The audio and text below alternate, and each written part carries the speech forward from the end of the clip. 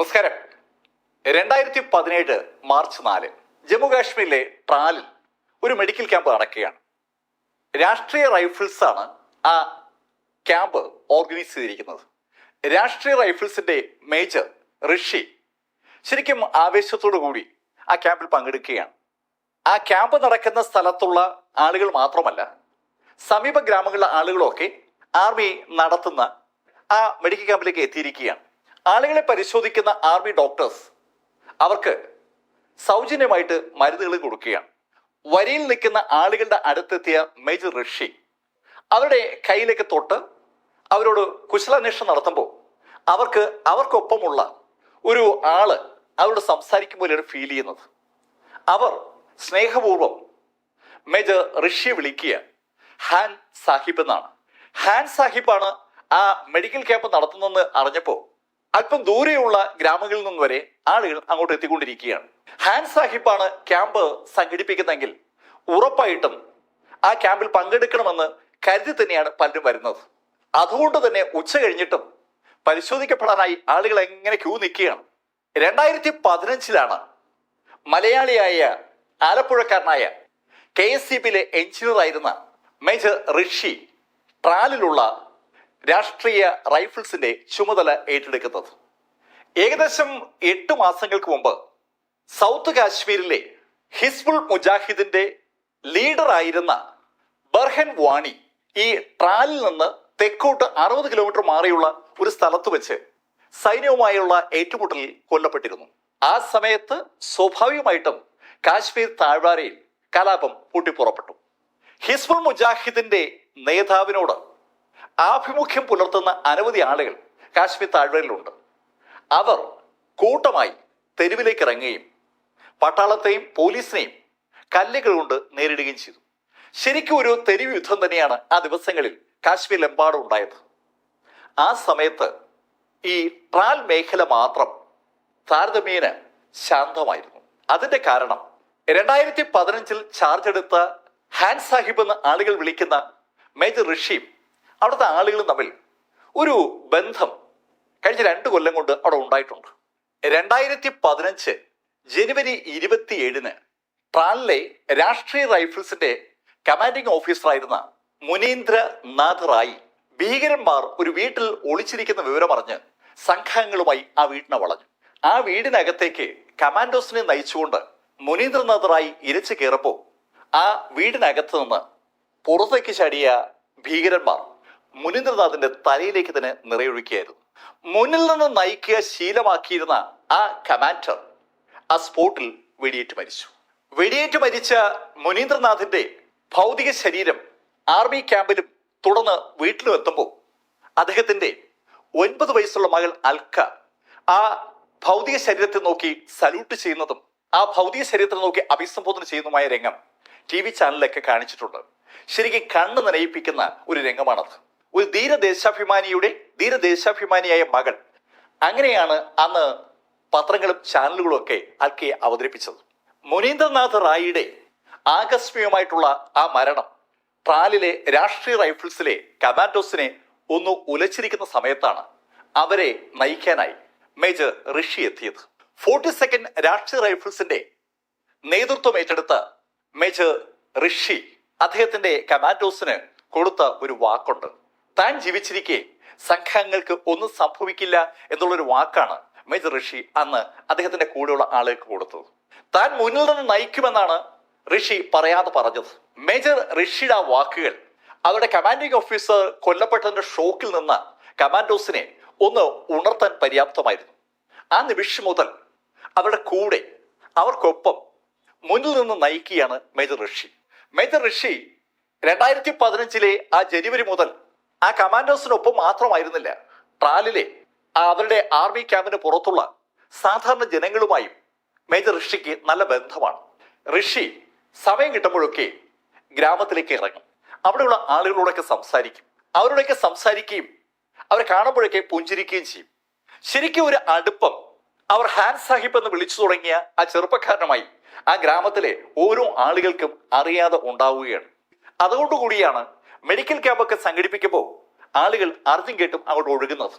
ഇന്ന് ഈ പർട്ടിക്കുലർ ദിവസം 2017 മാർച്ച് 4-നും വിദൂര ഗ്രാമങ്ങളിൽ നിന്ന് വരെ ആളുകൾ അങ്ങോട്ട് ഒഴുകിയെത്താനും ഹാൻ സാഹിബിന്റെ ആ പ്രത്യേകത ഒരു കാരണമാണ്. ഹാൻ സാഹിബ് എന്ന് അവർ വിളിക്കുന്ന മേജർ ഋഷിയും അവരും തമ്മിലുള്ള അടുപ്പം ഒന്ന് വർദ്ധിപ്പിച്ച ഒരു സംഭവം ഇതിനിടയിൽ ഉണ്ടായിരുന്നു. ആ ഗ്രാമത്തിൽ തുടർച്ചയായി 2 ദിവസത്തോളം വൈദ്യുതി മുടങ്ങിയപ്പോൾ വിവരമറിഞ്ഞ മേജർ ഋഷി സ്ഥലത്തെത്തി. മേജർ ഋഷി സ്ഥലത്തെത്തുമ്പോൾ ജനം പൂർണ്ണമായും തെരുവിലായിരുന്നു. റോഡ് അവർ ബ്ലോക്ക് ചെയ്തിരിക്കുകയാണ്. അതുവഴി പോകുന്ന സകല സൈനികരെയും പോലീസ് സംവിധാനങ്ങളെയും ഗവൺമെന്റ് ഒഫീഷ്യൽസിനെയും അവർ കല്ലെറിഞ്ഞ് ഓടിച്ചുകൊണ്ടിരിക്കുമ്പോഴാണ് മേജർ ഋഷിയുടെ വാഹനം വരുന്നത്. മേജർ ഋഷി വാഹനത്തിൽ നിന്ന് ഇറങ്ങുന്ന കണ്ടതും പെട്ടെന്ന് ഒരു മാജിക് എന്ന പോലെ ആ റോഡിലുണ്ടായിരുന്ന തടസ്സങ്ങളൊക്കെ അങ്ങ് മാറി. ആളുകളൊക്കെ പെട്ടെന്ന് അങ്ങ് മാറുകയാണ്. അവർ ഒന്നിച്ച് മേജർ ഋഷിയുടെ അടുത്തേക്ക് ഓടി വന്നു. മേജർ ഋഷി അവരോട് പറഞ്ഞു, ഞാനും കൂടി ഇവിടെ നിൽക്കാം, എന്തായാലും ഇനി കറണ്ട് വന്നിട്ടേ ഞാൻ ക്യാമ്പിലേക്ക് മടങ്ങും. അവരോട് അങ്ങനെ പറഞ്ഞിട്ട് ഋഷി ഡിസ്ട്രിക്ട് കളക്ടറെ വിളിച്ച് കാര്യം പറഞ്ഞു. ഋഷിയുടെ വാക്കുകളിലെ ഗൗരവം മനസ്സിലാക്കിയ ഡിസ്ട്രിക്ട് കളക്ടർ ആ സമയത്ത് തന്നെ ഇടപെടുകയും ആവശ്യമായ ഉദ്യോഗസ്ഥരെ അങ്ങോട്ടേക്ക് നിയോഗിക്കുകയും ചെയ്തു. എന്തായാലും മണിക്കൂറുകൾക്കുള്ളിൽ അവിടെ വൈദ്യുതി പുനഃസ്ഥാപിക്കപ്പെട്ടു. ഇത്തരം ചെറിയ ചെറിയ സംഭവങ്ങൾ 2015 മേജർ ഋഷി അവിടെ കമാൻഡിംഗ് ഓഫീസർ ആയത് മുതൽ സ്ഥിരമായി സംഭവിക്കുന്നതാണ്. ചെറുതും വലുതുമായ അത്തരം സംഭവങ്ങളിൽ ഋഷി ആളുകൾക്കൊപ്പം നിൽക്കുന്നത് കൊണ്ടാണ് അവിടെ കലാപങ്ങളൊന്നും ഉണ്ടാകാത്തത്. അതുകൊണ്ട് തന്നെ ആളുകൾ ശരിക്കും സന്തോഷത്തോടു കൂടിയാണ് മാർച്ച് 4 ആ ക്യാമ്പിലേക്ക് എത്തിക്കൊണ്ടിരുന്നത്. ക്യാമ്പ് അങ്ങനെ സുഗമമായി മുന്നോട്ട് പോവുകയാണ്. സമയം വൈകുന്നേരം 3 മണി. ആ സമയത്ത് മേജർ ഋഷിക്ക് ഒരു കോള് വന്നു. അദ്ദേഹത്തെ വിളിച്ചത് അദ്ദേഹത്തിന്റെ കമാൻഡിംഗ് ഓഫീസറാണ്. കമാൻഡിംഗ് ഓഫീസർക്ക് ഒരു ഇന്റലിജൻസ് റിപ്പോർട്ട് കിട്ടിയിരിക്കുകയാണ്. ഹിസ്ബുൾ മുജാഹിദിന്റെ കുപ്രസിദ്ധനായ നേതാവ് അക്ബ് മോൾവി ആ ഭാഗത്ത് എത്തിയിരിക്കുന്നു എന്നുള്ള വിവരം ലഭിച്ചുവെന്നാണ് കമാൻഡിംഗ് ഓഫീസർ ഋഷിയോട് പറഞ്ഞത്. അയാൾ ഒടുവിൽ കഴിയുന്ന സ്ഥലത്തെക്കുറിച്ച് ഏകദേശ വിവരവും കമാൻഡർക്ക് കിട്ടിയിരിക്കുകയാണ്. കമാൻഡിംഗ് ഓഫീസറും ഋഷി ഉൾപ്പെടെയുള്ള സകല ആളുകളും കാലങ്ങളായി കാത്തിരിക്കുന്നത് ഈ മോൾവിക്ക് വേണ്ടിയാണ്.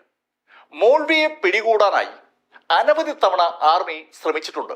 മോൾവിയെ അവിടെ കണ്ടു ഇവിടെ കണ്ടു എന്നൊക്കെ കേൾക്കുമ്പോൾ ആർമി സകല വിധത്തിലുള്ള സന്നാഹങ്ങളുമായി അയാളെ തേടിയെത്തും. ആർമി എത്തുമ്പോഴേക്കും അയാൾ മുങ്ങിയിരിക്കും. ഒരിക്കലും പിടികൊടുക്കാത്ത ഒരു ടെററിസ്റ്റ്, അതാണ് ഈ മോൾവി. ആ മോൾവി അടുത്തുള്ള ഗ്രാമത്തിൽ ഉണ്ടെന്നുള്ള കൃത്യമായ റിപ്പോർട്ടാണ് ഇപ്പോ കമാൻഡിംഗ് ഓഫീസർക്ക് കിട്ടിയിരിക്കുന്നത്. വിവരം കേട്ടതും ഋഷി കമാൻഡിംഗ് ഓഫീസർ പറഞ്ഞു, സാർ ഞങ്ങളുടെ ടീം ഉടൻ തന്നെ അങ്ങോട്ട് തിരിക്കാം. 42nd രാഷ്ട്രീയ റൈഫിൾസ് മെഡിക്കൽ ക്യാമ്പ് നടത്താനായി വന്നുവെങ്കിലും അവർ സർവ്വസന്നാഹവുമായിട്ടാണ് വന്നിരിക്കുന്നത്. അസൾട്ട് റൈഫിളുകളും ബുള്ളറ്റ് പ്രൂഫ് വെസ്റ്റുകളും ഇംപ്രവൈസ് ചെയ്യാൻ കഴിയുന്ന ചില സ്ഫോടക വസ്തുക്കളുടെ ശേഖരങ്ങളും ആവശ്യത്തിനുള്ള അമ്യൂണേഷനും ഇഷ്ടംപോലെ തോക്കുകളും ഒക്കെ ആയിട്ടാണ് അവർ യാത്ര ചെയ്യുക. പെട്ടെന്ന് ഋഷി ഒരു റെസ്പോൺസ് ടീം ഉണ്ടാക്കി. ആ റെസ്പോൺസ് ടീമുമായിട്ട് ഋഷി മോൾവി ഒളിച്ചിരിക്കുന്നു എന്ന് പറഞ്ഞ ആ ഗ്രാമത്തിലേക്ക് തിരിച്ചു. ഹഫീസ് മുഹമ്മദ് അക്ബ് അഥവാ അക്ബ് മോൾവി ഒരു സാധാരണ ഭീകരനല്ല. അയാൾ കൃത്യമായി കാര്യങ്ങൾ പ്ലാൻ ചെയ്യുകയും നടപ്പിലാക്കുകയും ചെയ്യുന്ന ഹിസ്ബുൾ മുജാഹിദിന്റെ ഒരു ഉന്നതനായ നേതാവ് കൂടിയാണ്. അയാൾ അവസാനിപ്പിക്കാനായി ആർമി സകല അടവും പയറ്റിക്കൊണ്ടിരിക്കുകയാണ്. ആർമിയുടെ സകല ശ്രമത്തെയും അയാൾ പരാജയപ്പെടുത്തിയിട്ടേ ഉള്ളൂ. ആ അക്ബ് മോൾവിയെ നേരിടാനാണ് ഋഷിയും ടീമും തൊട്ട് സമീപത്തുള്ള ഗ്രാമത്തിലേക്ക് നീങ്ങുന്നത്. ഹിസ്ബുൾ മുജാഹിദിന്റെ നേതാവായിരുന്ന ബർഹൻ വാണി കൊല്ലപ്പെട്ടത് മുതൽ ആ മേഖലയിലെ ഹിസ്ബുൾ മുജാഹിദിന്റെ നേതൃത്വം പൂർണ്ണമായും ഈ മോൾവിക്ക് തന്നെയാണ്. മോൾവി അസൾട്ട് റൈഫിളുകളുമായി നിൽക്കുന്ന ചിത്രങ്ങൾ പോസ്റ്ററാക്കിയാണ് ഹിസ്ബുൾ മുജാഹിദ് യുവാക്കളെ റിക്രൂട്ട് ചെയ്യുന്ന പോലും. എല്ലാ ശൈലിയിലുമുള്ള സോഷ്യൽ മാധ്യമങ്ങളിലും വാട്സാപ്പിലും ഒക്കെ ഇയാളുടെ ചിത്രം ഇഷ്ടംപോലെ വരും. ഹിസ്ബുൾ മുജാഹിദിന്റെ അനിഷേധനായ ഊർജ്ജസ്വലനായ ഒരു നേതാവായിട്ടാണ് അണികൾ അയാളെ കാണുന്നത്. ആ ഭീകരനെ സപ്പോർട്ട് ചെയ്യുന്ന ഒരു വൻ സമൂഹം ചുറ്റുമുണ്ടെന്നാണ് ആ പറയുന്നതിന് അർത്ഥം. അവരുടെ സംരക്ഷണയിലാണ് അയാൾ യഥാർത്ഥത്തിൽ കാശ്മീരിനകത്ത് ഒളിച്ചു കഴിയുന്നത്. ആ ഹിസ്ബുൾ മുജാഹിദിന്റെ ആ മോൾവിയെ സംരക്ഷിക്കുന്ന ആളുകൾക്കിടയിൽ നിന്ന് ഒരു ചാരൻ ഇൻഫർമേഷൻ നൽകിയത് കൊണ്ട് മാത്രമാണ് കമാൻഡിംഗ് ഓഫീസർക്ക് മോൾവിയെ കുറിച്ച് ഒരു വിവരം കിട്ടിയത്. അപൂർവമായി മാത്രം ലഭിക്കുന്ന ആ വിവരം ബേസ് ചെയ്തുകൊണ്ടാണ് നമ്മുടെ മേജർ ഋഷി ടീമും അയാൾ ഒളിച്ചിരിക്കുന്നു എന്ന് വിശ്വസിക്കുന്ന ഗ്രാമത്തിലേക്ക് സാവധാനം വന്നുകൊണ്ടിരിക്കുന്നത്. അക്ബ് മോൾവി ഉണ്ടെന്ന് വിവരം കിട്ടിയ ഹൈഫോ വില്ലേജിന് സമീപത്ത് മേജർ ഋഷി ടീമും എത്താറായപ്പോഴാണ് ഒരു ഇൻഫർമേഷൻ കൂടി അവർക്ക് കിട്ടിയത്. അക്യൂബ് മോൾവിക്കൊപ്പം ജെയ്ഷെ മുഹമ്മദിന്റെ ഉസ്മാൻ എന്ന് വിളിക്കപ്പെടുന്ന സെയ്ഫുള്ളയും ഉണ്ട്. ജെയ്ഷെ മുഹമ്മദ് പാകിസ്ഥാൻ സ്പോൺസർ ചെയ്യുന്ന ഒരു ടെററിസ്റ്റ് ഓർഗനൈസേഷനാണ്. കാശ്മീരിനകത്തെ കലാപങ്ങൾ സൃഷ്ടിക്കാനുള്ള ഒറ്റ ലക്ഷ്യത്തോടുകൂടി പാകിസ്ഥാൻ സ്പോൺസർ ചെയ്യുന്ന സംഘടനയാണ് ഈ ജെയ്ഷെ മുഹമ്മദ്. ആ സംഘടനയുടെ അതിശക്തരായ ഉസ്മാനും കൂടി മോൾവിക്കൊപ്പം ഉണ്ടെന്നുള്ള ഇൻഫർമേഷൻ ലഭിച്ചു കഴിഞ്ഞപ്പോൾ സ്വാഭാവികമായിട്ടും അവർ ഫേസ് ചെയ്യാൻ പോകുന്നത് അതിശക്തരായ രണ്ട് ഭീകരരെയാണെന്ന് മേജർ ഋഷിക്കും കൂടുതലുള്ളവർക്കും ബോധ്യമായി. ഹൈഫോ വില്ലേജിന് സമീപത്തുള്ള അക്യൂബ് മോൾവിയുടെ വീടിന് സമീപത്ത് വെച്ച് മോൾവിയും ഉസ്മാനെ കണ്ടുവെന്നാണ് ഇന്റലിജൻസ് റിപ്പോർട്ട്. മേജർ ഋഷിയും ടീമും ആ സ്പോട്ടിൽ എത്താറായപ്പോൾ അവിടെ റോഡിൽ നിറയെ ആളുകളാണ്. സകല ജനവും റോഡിലുണ്ട്. അവർ കല്ലുകളും മറ്റ് ആയുധങ്ങളുമായി പോലീസിനെ നേരിടാൻ കാത്തു നിൽക്കുകയാണ്. ഒരു കാരണവശാലും പട്ടാളത്തെയോ പോലീസിനെയോ CRPFനെയോ മുന്നോട്ട് കടത്തിവിടില്ല എന്ന് തീരുമാനിച്ചുറച്ചാണ് ആ ആൾക്കൂട്ടം റോഡിൽ നിൽക്കുന്നത്. കല്ലുകളുമായി റെഡിയായിരുന്ന ആ ആളുകൾ തുടർച്ചയായി ആർമി വാഹനത്തെ എറിഞ്ഞു തുടങ്ങിയതും മേജർ ഋഷി CRPFനെയും ജമ്മു കാശ്മീർ പോലീസിനെയും ബന്ധപ്പെട്ടു. എത്രയും പെട്ടെന്ന് അവർ സ്ഥലത്തെത്തി ആ ആൾക്കൂട്ടത്തെ തടഞ്ഞില്ലെങ്കിൽ അവർക്ക് ആ ഭീകരന്മാരെ നേരിടാൻ പറ്റില്ല. അതുകൊണ്ടാണ് ആൾക്കൂട്ടത്തെ നേരിടാനായി CRPFനെയും ജമ്മു കാശ്മീർ പോലീസിനെയും ആവശ്യമുണ്ടെന്ന് മേജർ ഋഷി അറിയിച്ചത്. പെട്ടെന്ന് തന്നെ ആ ടീം എത്തി. ആൾക്കൂട്ടം യഥാർത്ഥത്തിൽ കല്ലെറിഞ്ഞ് ആർമിയെ തടയുന്നത് ഒരു ലക്ഷ്യം വെച്ചാണ്. മോൾവിക്കൊപ്പമുള്ള ഉസ്മാനും രക്ഷപ്പെടാനുള്ള അവസരം ഉണ്ടാക്കലാണ് അവരുടെ ടാർഗറ്റ്. അത് മനസ്സിലാക്കിക്കൊണ്ട് തന്നെയാണ് മേജർ ഋഷി പോലീസിനെയും CRPFനെയും അവിടേക്ക് വിളിച്ചു വരുത്തിയത്. CRPFും ജമ്മു കാശ്മീർ പോലീസും സ്ഥലത്തെത്തിയോടുകൂടി സംഘടനം അവർ തമ്മിലായി. അതിനിടയിലൂടെ മേജർ ഋഷ്യൻ ടീമും മുന്നോട്ട് കുതിച്ചു. ഒരു ഭാഗത്ത് CRPFും ജമ്മു കാശ്മീർ പോലീസും ചേർന്ന് ആളുകളെ തടഞ്ഞു നിർത്തിയിരുന്നപ്പോൾ മറുഭാഗത്തുകൂടി മേജർ ഋഷ്യൻ ടീമും ആ ഗ്രാമത്തിലെ ഓരോ വീടുകളും കയറി പരിശോധിച്ചു തുടങ്ങി. ഏകദേശം 30 മിനിറ്റ് കഴിഞ്ഞപ്പോൾ ആ ഭാഗത്തുള്ള വീടുകളൊക്കെ കഴിഞ്ഞ് അവർ ഒരു തുറസായ സ്ഥലത്തെത്തി. ആ തുറസായ സ്ഥലത്തേക്ക് മേജർ ഋഷി എത്തിയപ്പോൾ അദ്ദേഹം ശരിക്കും അമ്പരന്ന് പോയിരിക്കുകയാണ്. വളരെ വിശാലമായ ഒരു സ്ഥലത്തേക്കാണ് അയാൾ എത്തിയിരിക്കുന്നത്. ആ ഭാഗത്തുകൂടി എങ്ങോട്ട് വേണമെങ്കിലും രക്ഷപ്പെടാൻ ഉസ്മാനും മോൾവിക്കും പറ്റും. അവരുടെ ഉദ്യമം വീണ്ടും ഇതാ പരാജയപ്പെട്ടിരിക്കുന്നു. അങ്ങനെ ഒരു ധാരണ മേജർ ഋഷിയുടെ മനസ്സിൽ വന്നതും ഋഷി മറ്റൊരു കാഴ്ച കണ്ടു. അവർ നിൽക്കുന്ന ആ ഭാഗത്തുനിന്ന് മുന്നോട്ട് പോകുന്ന റോഡിന്റെ അറ്റത്ത് CRPFും ജമ്മു കാശ്മീർ പോലീസും ചേർന്ന് ആളുകളെ തടഞ്ഞു നിർത്തിയിരിക്കുകയാണ്. പോലീസും CRPFും കൂടി ആളുകളെ തടഞ്ഞു നിർത്തിയിരിക്കുന്നതിന്റെ കുറച്ച് ഇടത്തോട്ട് മാറി ഒരു വീടിന് മുന്നിൽ 5-6 ആളുകൾ നിൽപ്പുണ്ട്. ആ ആളുകളിലേക്ക് പെട്ടെന്നാണ് ഋഷിയുടെ ശ്രദ്ധ പതിഞ്ഞത്. ആ ആളുകളെ കണ്ട മേജർ ഋഷി ആ ആൾക്കൂട്ടത്തിനെ ഒന്ന് ശ്രദ്ധിച്ചിങ്ങനെ സ്കാൻ ചെയ്യുമ്പോൾ ഋഷിയുടെ കണ്ണുകൾ ആ ആൾക്കൂട്ടത്തിലെ ഒരാളുടെ കണ്ണുമായി ഒന്ന് ഉടക്കി. ഋഷിയുടെ കണ്ണ് അയാളുടെ കണ്ണുമായി കൂട്ടിമുട്ടിയ ആ നിമിഷത്തിൽ അയാൾ തല സാവധാനം തിരിച്ച് ഏകദേശം 200 മീറ്റർ മാറിയുള്ള മറുഭാഗത്തുള്ള ഒരു കെട്ടിടത്തിലേക്ക് നോക്കി. അയാൾ നിൽക്കുന്ന സ്ഥലത്ത് നിന്ന് നേരെ എതിർഭാഗത്തേക്കാണ് അയാൾ നോക്കിയത്. അയാൾ നോക്കിയ ഭാഗത്തേക്ക് ഋഷി നോക്കുമ്പോൾ അവിടെ ഒരു വീടുണ്ട്. ആ വീടിലേക്ക് നോക്കിയിട്ട് ഋഷി തിരിഞ്ഞ് ആ മനുഷ്യനെ നോക്കിയപ്പോൾ ആ മനുഷ്യൻ ഋഷിയുടെ കണ്ണുകളിലേക്ക് തന്നെ നോക്കി നിന്നുകൊണ്ട് പതുക്കെ തല താഴോട്ട് നാട്ടി. ഋഷി മനസ്സുകൊണ്ട് അയാളുടെ ചോദിച്ച കാര്യം ശരിയാണെന്ന് അയാളുടെ തലയാട്ടിൽ വഴി സൂചിപ്പിക്കുകയാണ്. കൂടെ നിൽക്കുന്ന ഒരാൾക്കും ഒരു തരത്തിലുള്ള സംശയവും തോന്നാതെ ഒരു ഇൻഫർമേഷൻ ആ മനുഷ്യൻ ഇതാ ഋഷിക്ക് ഹാൻഡ് ഓവർ ചെയ്തിരിക്കുകയാണ്. ആ തലയാട്ടലിന്റെ അർത്ഥം മനസ്സിലാക്കിയ ഋഷി ആ നിമിഷം തന്നെ കൂടെയുള്ള ടീമംഗങ്ങളെ ആ ഭാഗത്തേക്ക് വിളിച്ചു വരുത്തി. അധിക സമയം കഴിയുമ്പോൾ ഋഷിയും ടീമും ആ വീടിനെ അങ്ങ് വളഞ്ഞു. ആ വീടിന് ചുറ്റും ഒരു ചെറു മതിലുണ്ട്. ആ മതിലിന്റെ മറയിലേക്കാണ് ഋഷിയും ടീമംഗങ്ങളെ എത്തിയത്. ആ ചെറു മതിലിന് ചുറ്റുമായി സംഘങ്ങൾ അണിനിരന്ന് കഴിഞ്ഞതും ഋഷി ഉറക്കെ മതിലിന് മുകളിലൂടെ വിളിച്ചു പറഞ്ഞു, ഹലോ, നിങ്ങൾ വളയപ്പെട്ടിരിക്കുകയാണ്, നിങ്ങൾ കീഴടങ്ങണം. ഉറക്കെ ഋഷി അങ്ങനെ ഒരു ആവശ്യം ഉന്നയിച്ചത് ബോധപൂർവമാണ്.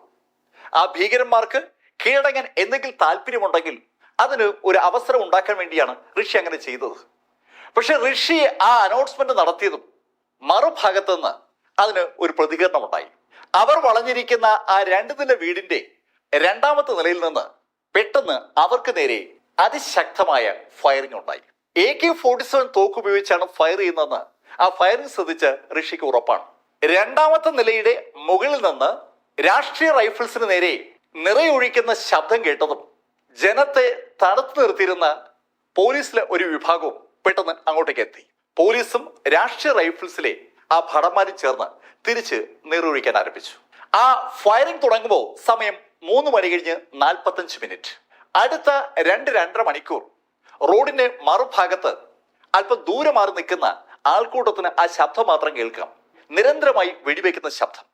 42 രാഷ്ട്രീയ റൈഫിൾസിലെ ഭടന്മാരും പോലീസും ആ ബിൽഡിങ്ങിന് നേരെ നിറയൊഴിക്കുമ്പോൾ ആ ബിൽഡിങ്ങിൽ നിന്ന് തിരിച്ചും നിറയൊഴിക്കുകയാണ്. ആ ബിൽഡിങ്ങിനകത്തുള്ള ആ 2 ഭീകരന്മാരും ഇടയ്ക്കിടയ്ക്ക് വെടിയുണ്ട നിറയ്ക്കാനായി ബ്രേക്ക് എടുക്കുന്നതല്ലാതെ കഴിഞ്ഞ 2.5 മണിക്കൂറിനുള്ളിൽ വെടിവെപ്പിന് ഒരു ബ്രേക്കും ഉണ്ടായിട്ടില്ല. തുടർച്ചയായി അങ്ങോട്ടും ഇങ്ങോട്ടും വെടിതീർത്തുകൊണ്ടിരിക്കുകയാണ്. സമയം സന്ധ്യയാകാറാകുകയാണ്. ഈ വെടിവെപ്പ് ഈ ശൈലിയിൽ രാത്രിയിലേക്ക് കടന്നാൽ കാര്യങ്ങൾ കൈവിട്ടു പോകുമെന്നൊരു തോന്നൽ ആ സമയത്താണ് ഋഷിക്കുണ്ടായത്. രാത്രി ആയി കഴിഞ്ഞാൽ ആ ഭീകരന്മാർ ഇരുട്ടിന്റെ മറപറ്റിക്കൊണ്ട് മുങ്ങാനുള്ള സർവ്വസാധ്യതയുമുണ്ട്. ഇപ്പോ അവന്മാർ അവിടെ നിന്ന് മുങ്ങിയാൽ പിന്നെ അവന്മാരെ പൊക്കുക എന്ന് പറഞ്ഞാൽ അത്ര എളുപ്പമല്ല. അതിനു പുറമെ ഒരു കാര്യം കൂടി ഋഷിയും ടീമും മനസ്സിലാക്കിയിട്ടുണ്ട്. അവന്മാരുടെ കയ്യിൽ ഇഷ്ടം പോലെ അമ്യൂണേഷൻ ഉണ്ട്. ആ വീടിനകത്ത് വൻതോതിൽ വെടിയുണ്ടകളുടെയും ആയുധങ്ങളുടെയും ശേഖരമുണ്ട്.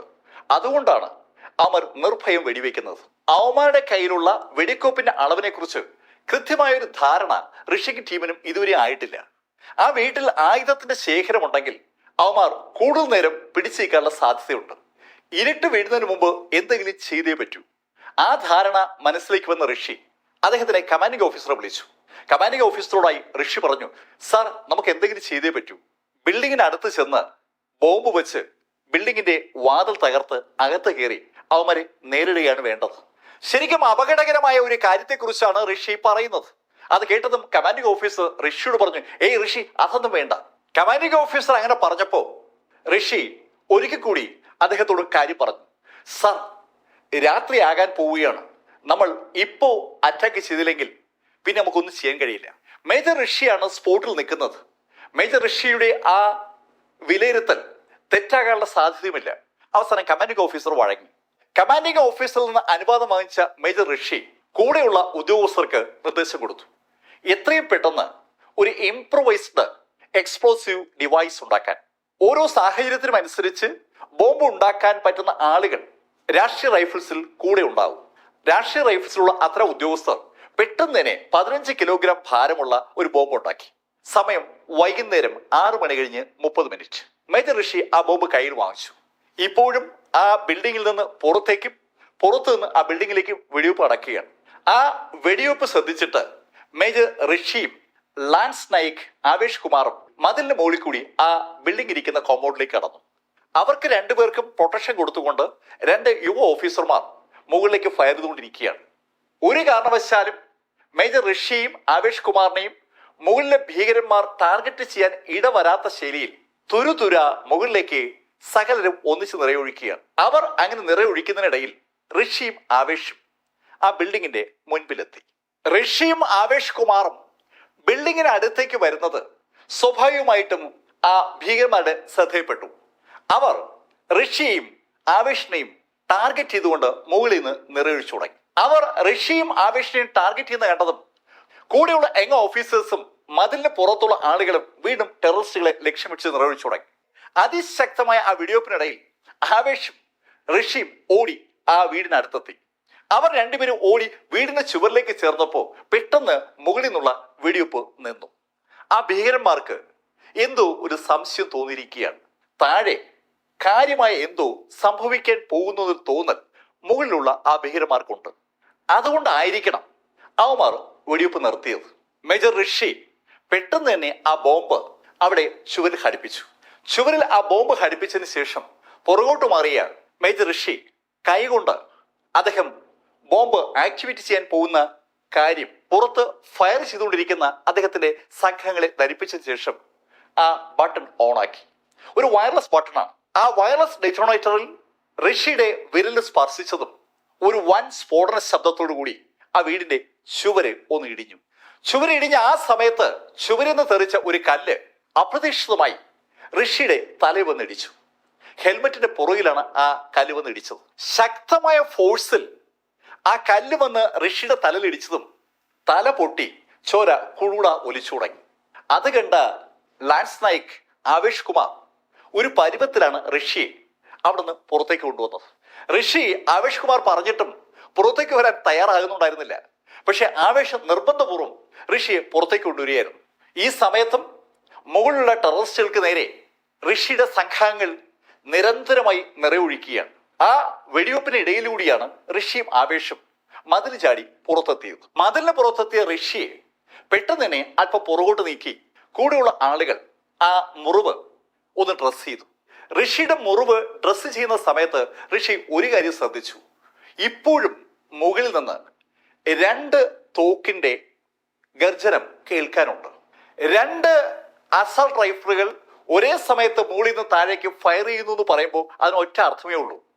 ആ ഭീകരന്മാർ 2 പേരും ഇപ്പോഴും ജീവനോടെ ഉണ്ട്. നേരത്തെ മേജർ നടത്തിയ ആ സ്ഫോടനത്തിൽ ആ ഭീകരന്മാർക്ക് ഒന്നും സംഭവിച്ചിട്ടില്ല. അല്പസമയം കഴിഞ്ഞതും മുറിവ് വെച്ച് കിട്ടിയ മേജർ ഋഷി വീണ്ടും അയാളുടെ സ്പോട്ടിലേക്ക് വന്നു.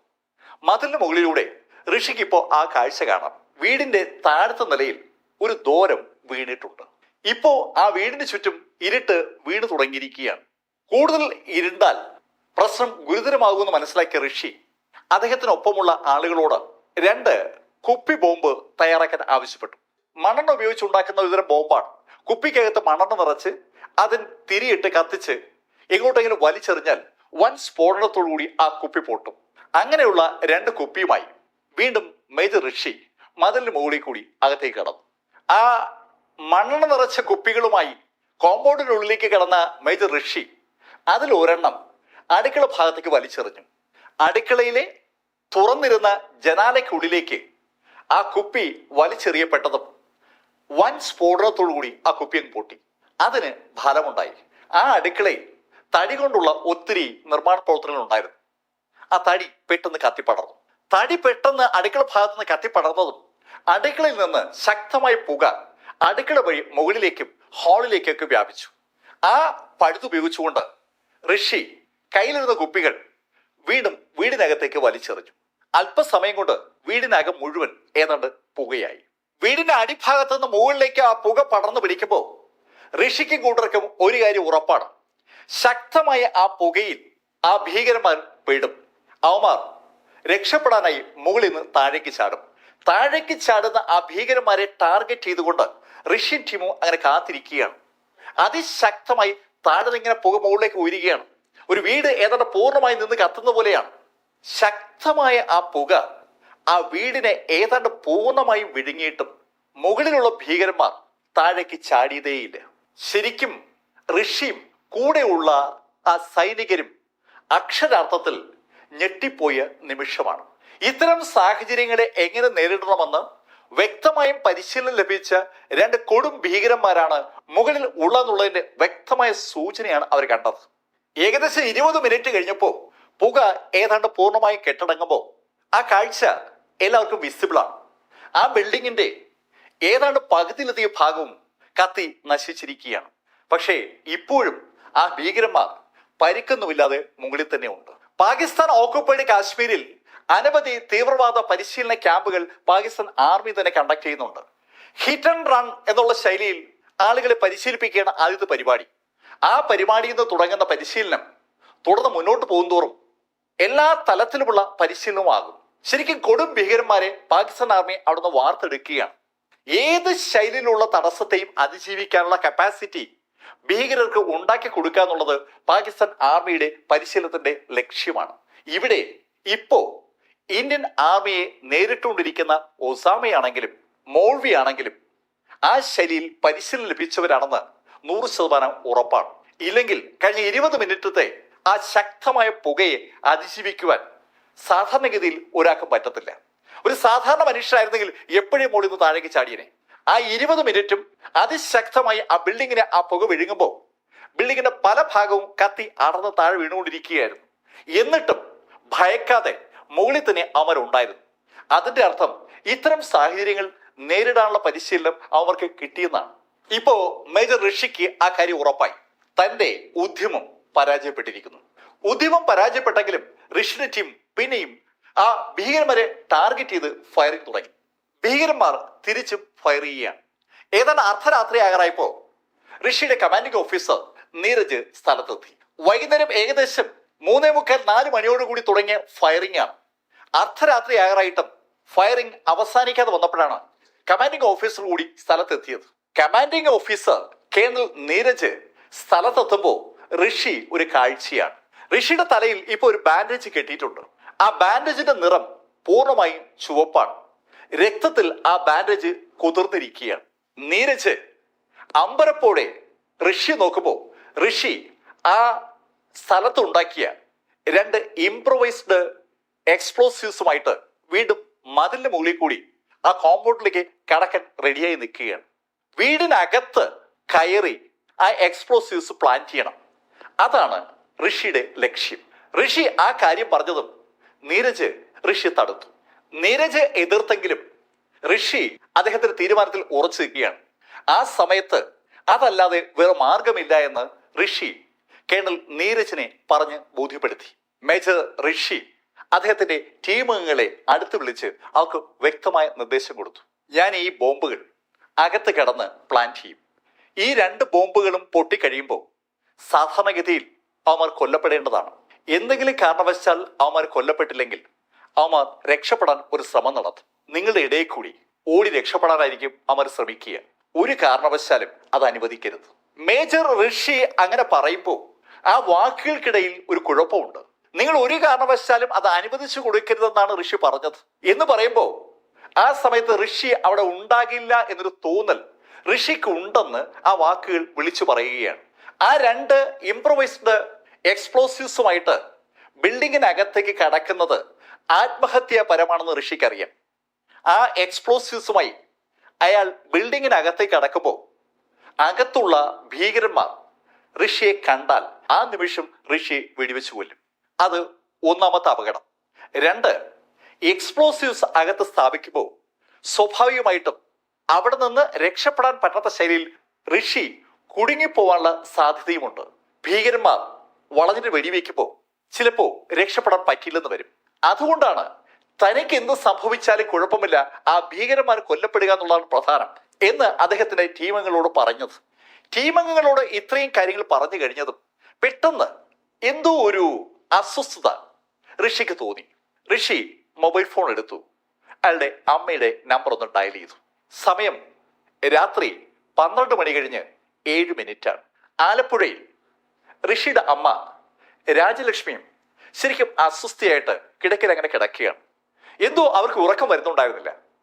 ആ സമയത്താണ് പെട്ടെന്ന് ഫോൺ അടിച്ചത്. ഫോണിൽ ബെല്ല് ഒരു തവണ റിങ് ചെയ്തേ ഉള്ളൂ. ആ സമയത്ത് തന്നെ രാജലക്ഷ്മി ഫോൺ അറ്റൻഡ് ചെയ്തു. രാജലക്ഷ്മി ഫോൺ എടുത്തതും ഋഷി പറഞ്ഞു, അമ്മ, ചിലപ്പോ എനിക്ക് മടങ്ങി വരാൻ കഴിഞ്ഞൊന്നും വരില്ല. അമ്മ ഒന്നുകൊണ്ടും വിഷമിക്കരുത്. എന്നെ ആലോചിച്ച് അമ്മയ്ക്ക് അഭിമാനിക്കാം. അർദ്ധരാത്രി അമ്മയെ വിളിച്ചുണർത്തി ഋഷി അങ്ങനെ പറഞ്ഞപ്പോ രാജലക്ഷ്മിക്ക് ആ ഫോണിലൂടെ വേറെ ചില ശബ്ദങ്ങൾ കേൾക്കാം. വെടിവെപ്പിന്റെ ശബ്ദമാണ് രാജലക്ഷ്മി കേൾക്കുന്നത്. അസാൾട്ട് റൈഫിളുകളിൽ നിന്ന് വെടിയുണ്ടെങ്കിൽ ചീറിപ്പായുന്ന ശബ്ദം ആ ഫോണിലൂടെ കേട്ടതും അറിയാതെ രാജലക്ഷ്മിയുടെ കയ്യിൽ നിന്ന് ആ ഫോണ് താഴേക്ക് വീണു. ഒരു നിമിഷം അവരൊന്ന് വിറച്ചു പോയതാണ്. താഴേക്ക് വീണ ഫോണിൽ നിന്ന് അത് ശബ്ദം കേൾക്കുന്നുണ്ട്. ഹലോ ഹലോ, ഋഷിയുടെ ശബ്ദമാണ് ഫോണിലൂടെ കേൾക്കുന്നത്. പെട്ടെന്ന് അവർ കുനിഞ്ഞ് ഫോൺ എടുക്കുമ്പോൾ ഫോണ് കട്ടായി. ഫോൺ കട്ടായെന്ന് മനസ്സിലായതും രാജലക്ഷ്മി ആ നമ്പറിലേക്ക് റിങ് ചെയ്തു. രാജലക്ഷ്മി ആ നമ്പറിലേക്ക് റിങ് ചെയ്യുന്ന സമയത്ത് ഋഷി ഫോൺ സ്വിച്ച് ഓഫ് ചെയ്ത് പാൻസിന്റെ പോക്കറ്റിലേക്ക് ഫോൺ ഇട്ട് കഴിഞ്ഞിരുന്നു. ഇപ്പോ ഋഷിയുടെ ഒരു കൈയിൽ 15 കിലോഗ്രാം ഭാരമുള്ള ഒരു എക്സ്പ്ലോസീവ്സ് ഇരിക്കുകയാണ്.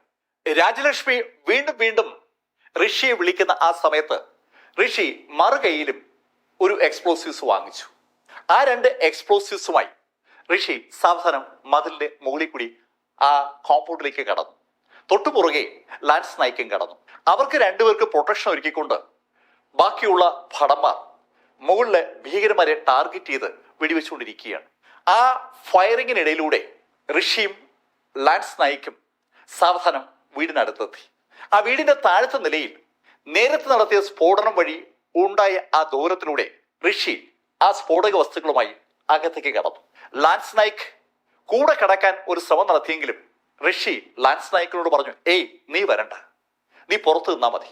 മേജറുടെ ഓർഡർ അനുസരിക്കാൻ നിർബന്ധിതനായ ലാൻസ് നായിക് പുറത്തു നിൽക്കുമ്പോൾ ഋഷി സാവധാനം അകത്തേക്ക് നീങ്ങി. പുറത്തെ ആ ചുവരിലുണ്ടായ ദൂരത്തിലൂടെ ഇഴഞ്ഞ് അകത്തെത്തിയ മേജർ ഋഷി തറയിൽ കൂടി ഇഴഞ്ഞിഴഞ്ഞ് ശബ്ദമുണ്ടാക്കാതെ ആ ബിൽഡിങ്ങിൽ 2 സ്ഥലം കണ്ടുപിടിച്ചു.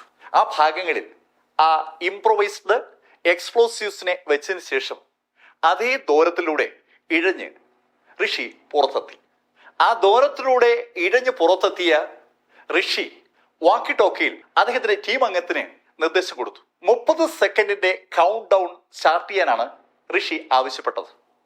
കൃത്യം 30 സെക്കൻഡ് ആകുമ്പോൾ ബോംബ് പൊട്ടണം. ഋഷി ആവശ്യപ്പെട്ട അനുസരിച്ച് കൗണ്ട് ഡൗൺ സമയം സെറ്റ് ചെയ്ത് ഡിറ്റോണേറ്റർ ആ സോൾജിയർ ഓണാക്കി.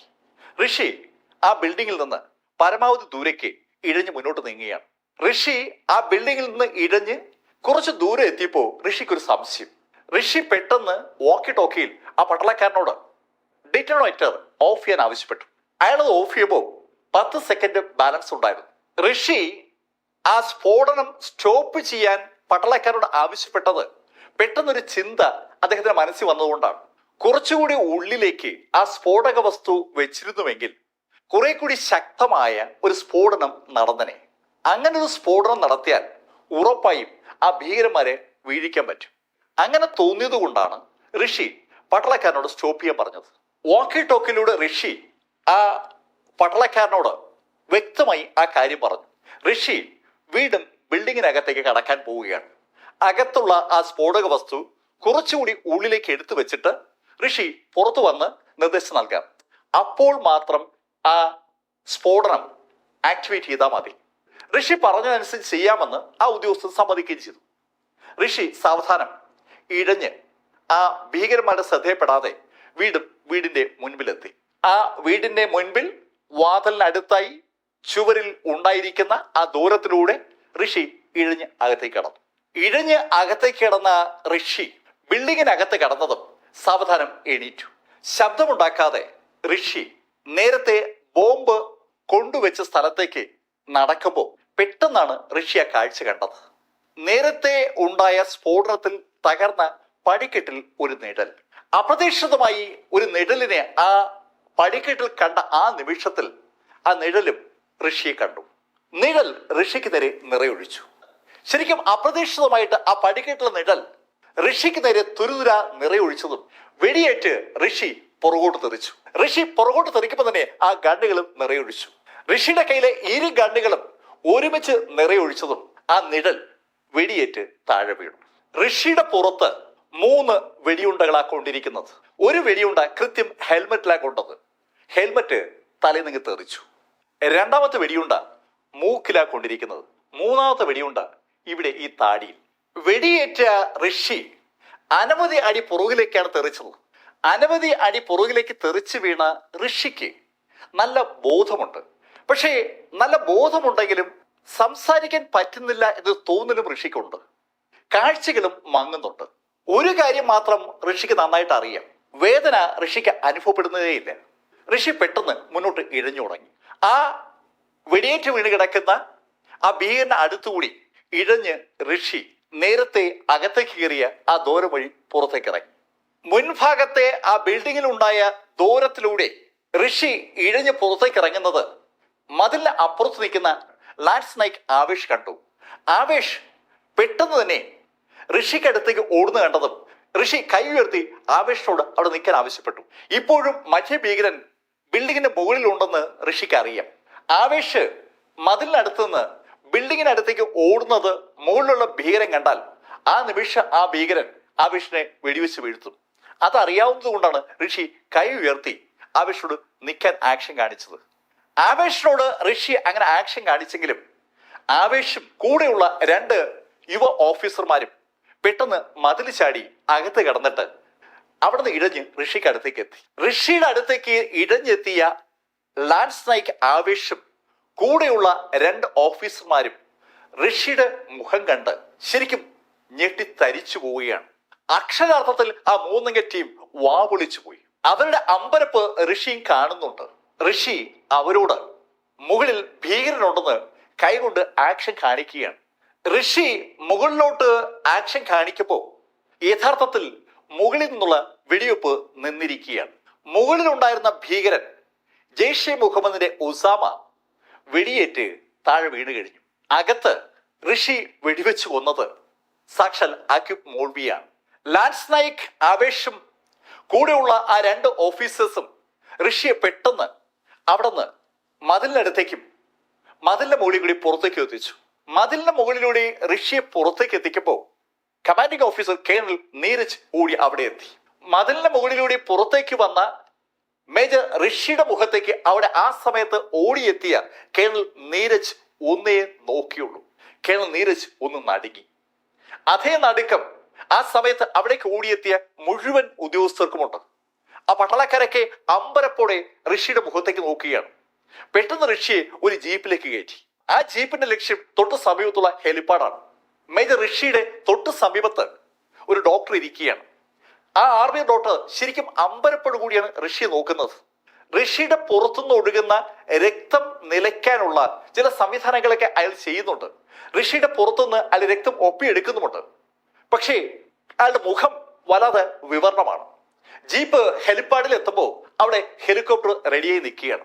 ഹെലികോപ്റ്ററിൽ ഋഷിയെ ശ്രീനഗറിലെ സൈനിക ഹോസ്പിറ്റലിലേക്ക് ഷിഫ്റ്റ് ചെയ്തു. ഹെലികോപ്റ്റർ ശരിക്കും താഴ്ന്നു പറക്കുകയാണ്. താഴ്ന്നു പറക്കുന്ന ആ ഹെലികോപ്റ്ററിൽ ഋഷിക്കൊപ്പം ഉണ്ടായിരുന്ന ഉദ്യോഗസ്ഥൻ ഉടൻ തന്നെ ഋഷിയുടെ ഭാര്യയെ ഫോണിൽ വിളിച്ചു. അവർ 92nd ബേസ് ഹോസ്പിറ്റലിലെ നഴ്സിംഗ് സ്റ്റാഫാണ്. മേജർ അനുപമ ഋഷി. അനുപമ വീട്ടിലായിരിക്കുമ്പോഴാണ് ഫോൺ വരുന്നത്. ഹസ്ബൻഡ് ഋഷിക്ക് പരിക്കേറ്റുവെന്നും 92nd ബേസ് ഹോസ്പിറ്റലിലേക്ക് കൊണ്ടുവരുന്നുവെന്നുമാണ് ഹെലികോപ്റ്ററിൽ നിന്ന് അനുപമയെ വിളിച്ചു പറഞ്ഞത്. ഋഷിയുമായിട്ട് ഹെലികോപ്റ്റർ ശ്രീനഗറിലെ ആ 92nd ബേസ് ഹോസ്പിറ്റലിൽ എത്തുമ്പോൾ അവിടെ അനുപമയുണ്ട്. അനുപമയ്ക്കൊപ്പം ഡോക്ടേഴ്സ് ഒക്കെ കാത്തു നിൽക്കുകയാണ്. ഹെലികോപ്റ്ററിൽ നിന്ന് ഋഷി ഡോക്ടേഴ്സിന്റെ അടുത്തേക്ക് വന്നപ്പോൾ ശരിക്കും അനുപമയും കൂടെയുള്ള ഡോക്ടർമാരും ഒന്നടങ്കം ഞെട്ടി. വല്ലാത്തൊരു കാഴ്ചയാണ് ഡോക്ടേഴ്സ് ആ രാത്രിയിൽ ആ സ്ട്രക്ചറിൽ കാണുന്നത്. ഋഷിയുടെ മുഖത്തിന്റെ ഒരു ഭാഗം ഇല്ല. മൂക്കിലും താടിയിലുമേറ്റ ആ വെടിയുണ്ടകൾ ഋഷിയുടെ മുഖത്തിന്റെ ഒരു ഭാഗം ഇളക്കി മാറ്റിയിരിക്കുകയാണ്. ശരിക്കും ഭീകരമായ അവസ്ഥ. ഋഷിയുടെ കണ്ണിലേക്കൊക്കെ രക്തം ഇരച്ചു വരുന്നുണ്ട്. സ്വാഭാവികമായിട്ട് കണ്ണിന് അടയാനുള്ള ഒരു ടെൻഡൻസി ഉണ്ട്. പക്ഷെ ആ സമയത്തും ഋഷിക്ക് നല്ല ബോധമുണ്ട്. ശരിക്കും സ്വച്ഛന്തമായ മനസ്സാണ് ആ സമയത്തും ഋഷിക്ക്. ഋഷി ഡോക്ടറോട് സംസാരിക്കാൻ ശ്രമിക്കുമ്പോൾ സംസാരിക്കാൻ പറ്റുന്നില്ല. ഋഷിയോട് ഉണർന്നിരിക്കാൻ ഡോക്ടർ പറഞ്ഞപ്പോൾ ഋഷി കൈ ഉയർത്തി തംസപ്പ് എന്ന ചിഹ്നം കാണിച്ചു. ഋഷിക്ക് മനസ്സിലാവുന്നുണ്ട് അവന് സംസാരിക്കാൻ പറ്റുന്നില്ല എന്ന്. പക്ഷെ എന്താണ് തന്റെ മുഖത്തിന് സംഭവിച്ചതെന്ന് ഋഷിക്ക് ഒരു പിടിയുമില്ല. രാജ്യത്തെ ഏറ്റവും മിടുക്കരായ ആർമി ഡോക്ടേഴ്സിന്റെ ഒരു വൻ നിര തന്നെ ആ സമയത്ത് ശ്രീനഗറിലെ ആ ബേസ് ഹോസ്പിറ്റലിൽ ഉണ്ടായിരുന്നു. ആ ഡോക്ടേഴ്സ് ഋഷിക്ക് ചുറ്റുമായി അണിനിരുന്നുകൊണ്ട് ഋഷിയെ ഓപ്പറേറ്റ് ചെയ്യുമ്പോൾ ഋഷിയോട് അവർ സംസാരിക്കുന്നുണ്ട്. ആ സമയത്തും ഋഷിക്ക് നല്ല ബോധമുണ്ടെന്ന് മാത്രവുമല്ല, ശരിക്കും ഋഷി ശാന്തനുമാണ്. ഋഷിയുടെ മുഖത്ത് അടിയന്തര ഓപ്പറേഷൻ നടത്തുന്ന ആ ഡോക്ടേഴ്സിന്റെ മനസ്സിലൊക്കെ ഉള്ള ഒരു ചിന്ത, ഋഷി യഥാർത്ഥ മുഖം കാണുമ്പോൾ ഇങ്ങനെ പ്രതികരിക്കുമെന്നുള്ളതാണ്. അതിനൊപ്പം മറ്റൊരു കാര്യം കൂടിയുണ്ട്. ആ ഹോസ്പിറ്റലിൽ ഉള്ള സംവിധാനങ്ങളെക്കാൾ ഉപരി സംവിധാനങ്ങൾ ഋഷിയുടെ ജീവൻ പിടിച്ചു നിർത്താൻ അനിവാര്യമാണ്. ആ ചിന്ത ഡോക്ടേഴ്സിന്റെ മനസ്സിലേക്ക് വന്നതും അവർ ഋഷിയെ ദില്ലിയിലേക്ക് റഫർ ചെയ്തു. ഇന്ത്യൻ എയർഫോഴ്സിന്റെ പ്രത്യേക വിമാനത്തിൽ ഋഷിയും ഭാര്യ അനുപമയും പിറ്റേന്ന് രാവിലെ ദില്ലിയിലെത്തി. ദില്ലിയിലെ ഹോസ്പിറ്റലിൽ ഋഷിയെ അഡ്മിറ്റ് ചെയ്യുന്ന അതേ സമയത്ത് പാകിസ്ഥാനിൽ യുണൈറ്റഡ് ജിഹാദ് കൗൺസിൽ ഒരു പ്രസ്താവന നടത്തിയിരിക്കുകയാണ്. അവരുടെ ഏറ്റവും വിലപ്പെട്ട 2 ആളുകൾ കൊല്ലപ്പെട്ടതിനെ കുറിച്ചാണ് പ്രസ്താവന. ആ പ്രസ്താവന കാശ്മീരിലെ തീവ്രവാദികളെ ആവേശഭരിതരാക്കുന്ന ശൈലിയിലാണ് അവർ ഇറക്കുന്നത്. 2 ധീര ദേശാഭിമാനികൾ കൊല്ലപ്പെട്ടു എന്നാണ് ആ പ്രസ്താവന. ആക്യുബ് മൗലവിയും ഒസാമയും 2 ധീര ദേശാഭിമാനികളാണെന്നുള്ള ശൈലിയിൽ അവർ പ്രസ്താവന ഇറക്കുമ്പോൾ അവരെ വെടിവെച്ച് വീഴ്ത്തിയ നമ്മുടെ ഋഷി ജീവൻ മരണ പോരാട്ടത്തിൽ ദില്ലിയിലെ സൈനിക ആശുപത്രിയിലാണ്. മകന്റെ വിവരമറിഞ്ഞ രാജലക്ഷ്മി ആലപ്പുഴയിൽ നിന്ന് ദില്ലിക്ക് എത്തി. തുടർന്ന് അനവധി ആളുകൾ ആശുപത്രിയിൽ ഋഷിയെ കാണാനെത്തി. അതിൽ ഒരാൾ ആർമിയുടെ ചീഫ് സാക്ഷൽ ബിപിൻ റാവത്താണ്. ബിപിൻ റാവത്ത് ഋഷിയെ കാണാൻ വരുമ്പോൾ ഋഷിക്ക് നല്ല ബോധമുണ്ട്. ഋഷിയുടെ കിടക്കക്കരിയിലെത്തിയ ബിപിൻ റാവത്ത് ഋഷിയുടെ കിടക്കയിലിരുന്നു. ഋഷിക്ക് എണീറ്റ് ആർമി ചീഫിനെ സല്യൂട്ട് ചെയ്യാനുള്ള ആഗ്രഹമുണ്ട്. പക്ഷേ എണീക്കാൻ പറ്റുന്നില്ല. ഋഷിയുടെ ആവേശകരമായ പോരാട്ടത്തിന്റെ വിവരം അറിഞ്ഞിട്ടാണ് ആർമി ചീഫ് മേജറെ കാണാനായി ആ ആശുപത്രിയിൽ എത്തിയത്. ഒരുപാട് നേരം army chief Bipin Rawat major ഋഷിയോട് അങ്ങനെ സംസാരിച്ചുകൊണ്ടേയിരുന്നു. ഋഷിക്ക് സംസാരിക്കാൻ പറ്റുന്നില്ല. പക്ഷേ മേജർ ബിപിൻ റാവത്ത് സംസാരിക്കുന്നത് ഋഷിക്ക് കേൾക്കാം. ഋഷി കൈകൊണ്ടൊക്കെ അതിന് മറുപടി പറയുന്നുണ്ട്. അടുത്ത 18 മാസം 8 ഓപ്പറേഷനുകൾ, അതാണ് പിന്നീട് ഋഷിയുടെ ജീവിതത്തിൽ ഉണ്ടായത്. ശരിക്കും അസാമാന്യമായ ധൈര്യവും അസാമാന്യമായ ക്ഷമയും ഋഷി തുടർന്നുള്ള ചികിത്സ നടക്കുന്ന സമയത്ത് കാണിച്ചു എന്നുള്ളതാണ് സത്യം. ഋഷി എഞ്ചിനീയറിംഗ് പാസ്സായതിനു ശേഷം KSCBയിൽ ഒരു എഞ്ചിനീയറായി വർക്ക് ചെയ്യുമ്പോഴാണ് ആർമിയിൽ അംഗമാവാൻ തീരുമാനിക്കുന്നത്. ആർമിയിൽ അംഗമാകാൻ തീരുമാനിച്ച സമയത്ത് ഋഷിയുടെ അമ്മ രാജലക്ഷ്മി ഋഷിയോട് ഒരു കാര്യം മാത്രമാണ് ആവശ്യപ്പെട്ടത്. ആർമിയിൽ നീ ജോയിൻ ചെയ്യുകയാണെങ്കിൽ ഏത് പ്രതിസന്ധിയിലും നീ മുന്നിൽ നിന്ന് നയിക്കാൻ ശ്രമിക്കണം. അമ്മയുടെ ആ വാക്കുകൾ ഋഷി തുടർന്നുള്ള ജീവിതത്തിൽ എന്നും പ്രാവർത്തികമാക്കിയിട്ടുണ്ട്. ഏതൊക്കെ സമയത്ത് പ്രതിസന്ധികൾ ഉണ്ടായിട്ടുണ്ടോ ആ സമയത്തൊക്കെ ഋഷി ഏറ്റവും മുന്നിലുണ്ടാകും. ഋഷിയെ കൊന്നതിന് ശേഷമേ ഋഷിയുടെ പുറകിലുള്ള അണികളെ തൊടാൻ ആർക്കും പറ്റൂ. അതാണ് ഋഷി. മുന്നിൽ അങ്ങനെ നിൽക്കും. മല പോലെ സകല തടസ്സങ്ങളെയും തടുത്തുകൊണ്ട് ഋഷി മുന്നിലുണ്ടെന്നുള്ളതാണ് കൂടെയുള്ള ജവാന്മാരെ ശരിക്കും ആവേശഭരിതമാക്കുന്ന കാര്യം. 2017 ഓഗസ്റ്റ് 15 സ്വാതന്ത്ര്യ ദിനത്തിലാണ് മേജർ ഋഷിക്ക് ഗാലൻട്രി അവാർഡ് ലഭിക്കുന്നത്. ആ അവാർഡ് വാങ്ങാനായി മേജർ ഋഷി വരുമ്പോൾ അദ്ദേഹത്തിന്റെ മൂക്കിന് താഴെ വെച്ച് ഒരു കറുത്ത തുണി കൊണ്ട് ആ ഭാഗം പൊതിഞ്ഞു കെട്ടിയിരിക്കുകയാണ്. ആ ഭാഗമാണ് അദ്ദേഹത്തിന് യഥാർത്ഥത്തിൽ നഷ്ടമായത്. അനവധി ഓപ്പറേഷൻസ് പിന്നീടും നടക്കുകയുണ്ടായി. ശരിക്കും ഒരു ബുദ്ധിമുട്ടുമില്ലാതെ സുഖകരമായ ഒരു ജോലിയുടെ ഭാഗമായി വർക്ക് ചെയ്തിരുന്ന ആളാണ് നമ്മുടെ ഋഷി രാജലക്ഷ്മി. പക്ഷേ KSCBയിലെ എഞ്ചിനീയറായിട്ട് ഒതുങ്ങാനല്ല, രാഷ്ട്രത്തെ സേവിക്കാനാണ് ഋഷിയുടെ മനസ്സ് എപ്പോഴും ഋഷിയോട് പറഞ്ഞിരുന്നത്. അതുകൊണ്ടാണ് കിട്ടിയ ചാൻസിൽ ആർമിയിലേക്ക് വരുന്നതും അവിടെ നിന്ന് അതിർത്തിയിലേക്ക് എത്തുന്നതും. അതിർത്തിയിലെത്തിയപ്പോൾ അതിർത്തി കടന്നു വരുന്ന ഭീകരന്മാരെ ഇല്ലാതാക്കാൻ വേണ്ടി മാത്രമല്ല ഋഷി ശ്രമിച്ചത്, അവിടെയുള്ള ജനങ്ങളെയും ഇന്ത്യക്കാരായി മാറ്റുന്നതിനുള്ള നടപടികളും ഋഷി ചെയ്തിരുന്നു. എപ്പോഴും ഇന്ത്യ എന്ന ബോധം ജനങ്ങളിൽ വളർത്തിയെടുക്കാൻ തന്റെ കഴിവിന്റെ പരമാവധി ഋഷി ശ്രമിച്ചിരുന്നു. ഋഷി അവിടുത്തെ കുട്ടികളുടെ കയ്യിൽ പിടിച്ച് അവരോട് സംസാരിക്കുമ്പോൾ ഒരേ ഒരു കാര്യമാണ് അവരോട് ആവശ്യപ്പെടുക: നിങ്ങൾ ഒരിക്കലും ഒരു ഭീകരനായി മാറരുത്. ഋഷിക്ക് ആ കാര്യത്തിൽ ഇപ്പോൾ ഉറപ്പുണ്ട്. അവരാരും ഒരിക്കലും ഭീകരരാകില്ല. ഇങ്ങനെ ചില ആളുകൾ ശ്രമിക്കുന്നത് കൊണ്ടാണ് നമ്മുടെ രാഷ്ട്രം ഇങ്ങനെയൊക്കെ മുന്നോട്ട് പോകുന്നത്. അതുകൊണ്ടുകൂടിയാണ് ഞാൻ ഈ കഥ നിങ്ങളോട് പറയാൻ ആഗ്രഹിച്ചത്. നമ്മുടെ മലയാളിയായ ഋഷി രാജലക്ഷ്മി നിങ്ങൾക്ക് എല്ലാവർക്കും ഒരു പ്രചോദനമാകട്ടെ എന്ന് മാത്രം പറഞ്ഞുകൊണ്ട് ഈ കഥ ഞാൻ അവസാനിപ്പിക്കുന്നു. ഇതുവരെ ലൈഫിൽ നിന്ന് ഈ കഥ നിങ്ങളോട് പറഞ്ഞത് BS ചന്ദ്രമോഹൻ. കമന്റുകൾ ഉറപ്പായും ചെയ്യണം. Thank you.